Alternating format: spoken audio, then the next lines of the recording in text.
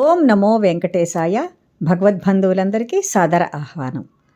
శ్రీభక్తిమాలిక channel కుటుంబ సభ్యులందరికీ రేపటి శ్రీరామనవమి శుభాకాంక్షలు. శ్రీరామనవమి అంటే మనందరికీ ఎంతో ఇష్టమైనటువంటి పండగ, పర్వదినం. ఆ రోజు శ్రీరామచంద్రమూర్తిని మనసారా మనమందరము సేవించుకుంటాము, పూజించుకుంటాం. చక్కటి వడపప్పు పానకాన్ని తయారు చేసి అనేక విధములైనటువంటి నైవేద్యాలను కూడా తయారు చేసి శక్తి కొలది రామభద్రునికి సమర్పించుకొని మనం భక్తిపూర్వకంగా పూజ చేసుకుంటాం. ఈ రాముడు అంటే మనందరికీ ఎందుకు ఇంత ఇష్టం? రామరాజ్యం, రామచంద్రుడు, రామభద్రుడు ఇటువంటివన్నీ మనం వింటూనే ఉంటాం. త్రేతాయుగంలో ఉన్నటువంటి శ్రీరామచంద్రమూర్తిని ఇప్పటి వరకు కూడా మనం స్మరించుకుంటూనే ఉంటాం. రాముడు మర్యాద పురుషోత్తముడు, రామో విగ్రహవాన్ ధర్మ అని అంటారు. రామచంద్రమూర్తిని తలచుకోకుండా మనం ఎవ్వరి ప్రస్తావనలు తీసుకొని రాము. అంతటి ఉత్తమ గుణములు కలిగినవాడు రామచంద్రమూర్తి. ఎవరినైనా రామచంద్రుడిలా ఉన్నాడు అని అంటూ ఉంటారు. రామునితో పోలిక తెస్తారు. అసలు పోల్చకూడదు, సరిపోల్చదగిన వారు ఎవరు ఉండరు అసలు. కానీ రామయ్యలా ఉన్నాడు అని అంటారు. అతను అచ్చు రామచంద్రుడు లాంటి వాడే అని కూడా అంటారు. ఒక్క మాట, ఒక్క పత్ని, ఒక్కటే బాణము. ఇవన్నీ కూడా రామచంద్రుని గొప్ప లక్షణాలు. ఒక మంచి రాజ్యం ఉందనుకోండి, ఇది రామరాజ్యంలా ఉన్నది అని అంటారు. నిజానికి రామరాజ్యంలో ఏ రాజ్యము ఉండదు. రామచంద్రమూర్తి పరిపాలించినటువంటి రాజ్యం లాంటి రాజ్యం మళ్ళీ ఎక్కడా మనకు కనిపించదు. కానీ ఎక్కడైనా పోల్చాల్సి వస్తే అలా అంటూ ఉంటాం. రామచంద్రమూర్తి గుణములు అటువంటి గొప్పవి. అసలు రామావతారమే గొప్పది, పరిపూర్ణమైనటువంటి అవతారం రామావతారం. ఒక వ్యక్తి ఏ విధంగా ఉండాలి, ఏ విధంగా జీవనం కొనసాగించాలి, ఏ విధంగా మార్గదర్శకుడు అవ్వాలి అని చెప్పగలిగినటువంటి గొప్ప అవతారమే రామావతారం. ఒక అన్న రామన్నలా ఉండాలి, ఒక బిడ్డ రామయ్యలా ఉండాలి, ఒక భర్త రామునిలా ఉండాలి, ఒక రాజు రామునిలా ఉండాలి, ఒక వ్యక్తి రామునిలా ఉండాలి. ఇలా అన్ని కోణాల నుండి చూసుకుని రామయ్యను మనం ఎప్పుడూ కూడా తలుచుకుంటూనే ఉంటాము, ప్రార్థించుకుంటూనే ఉంటాము, అనుకుంటూనే ఉంటాము.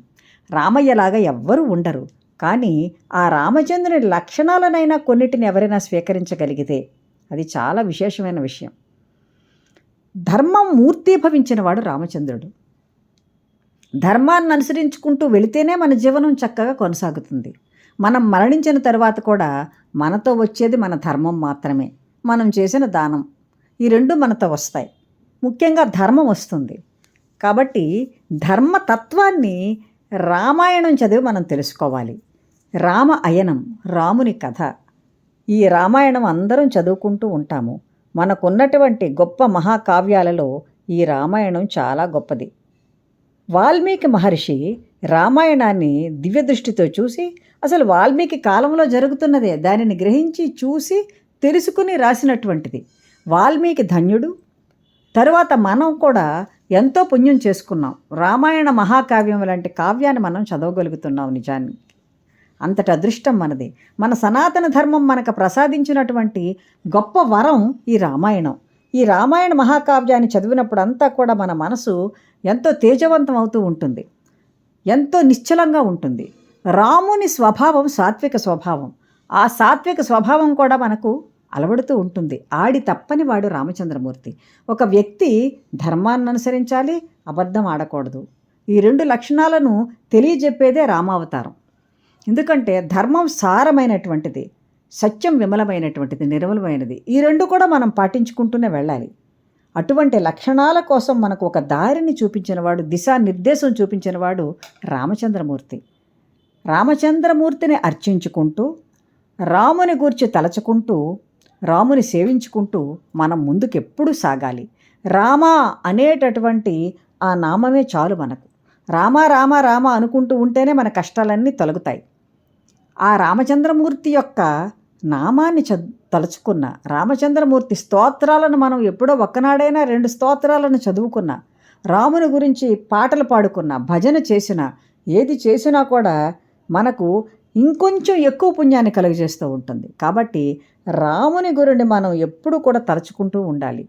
శ్రీ మహావిష్ణువు అవతారాలలో పరిపూర్ణమైనటువంటి అవతారము, గొప్పదైనటువంటి అవతారము రామావతారం. అయితే మీరందరూ అంటారు, రాముడు కష్టాలు పడలేదా అండి? రాముడు సుఖవంతమైనటువంటి విలాసవంతమైన జీవితాన్ని గడపడానికి కాదు కదా శ్రీ మహావిష్ణువు ఈ అవతారాన్ని దాల్చినది. దుష్ట శిక్షణ కోసం, శిష్ట రక్షణ కోసం ప్రత్యేకంగా దాల్చినటువంటి ఒక గొప్ప అవతారం రామావతారం. అటువంటి అవతారంలో రామచంద్రమూర్తి ఎటువంటి గొప్ప లక్షణాలను కలిగి ఉన్నాడు, ఎటువంటి ప్రజాహిత కార్యక్రమాలు చేశాడు, ఏ విధంగా గొప్పవాడుగా ఉండి మనకు దారి చూపించాడు అనే విషయాన్ని మనం గ్రహించుకోవాలి. అందులో మంచిని తీసుకోవాలి. మనం తీసుకుంటేనే మనం ఈ కలియుగంలో కొంచెమైనా ముందుకు వెళ్ళగలం. కలియుగంలో కూడా రామచంద్రమూర్తి లక్షణాలు కలిగిన వాళ్ళు కొంతమంది ఉంటారు, పూర్తిగా కాకపోయినా. మనం అటువంటి లక్షణాలలో కొన్నిటినైనా తీసుకోగలిగితే కొంచెం జాగ్రత్తగా ముందుకు వెళ్ళగలుగుతాము.